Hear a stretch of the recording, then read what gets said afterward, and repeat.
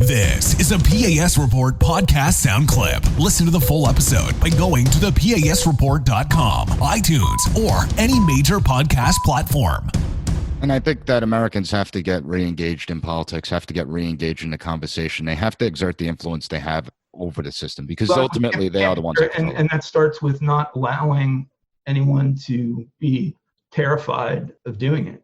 You know, so for someone like me who's done it my whole life, who I think understands completely the good, the bad, and the ugly of it all, you know, it becomes not maybe as challenging. But for someone who's maybe never done it before, we want it to be easy and we want to encourage it. And you're exactly right.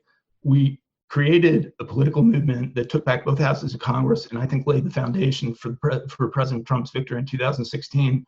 There's no limitation of what we can do. And we want to do that in an all-inclusive movement where African Americans, Hispanics, Asian Americans, everyone, men, women, gays are all involved, part of it. And it's not just that we believe that we have to have this rigidly segmented diversification of everything, but we want it to be an inclusive movement. We don't want anyone to feel that there's some barrier to entry. We want your input. We want to hear what your views are. We want you to challenge our views if we may have it misguided.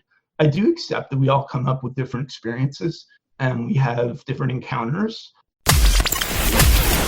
Thank you for listening to the P.A.S. Report Weekly Roundup Podcast. Be sure to rate, share, and subscribe to the podcast so you'll never miss an episode. Also, visit PASreport.com and follow us on Twitter at PAS Report.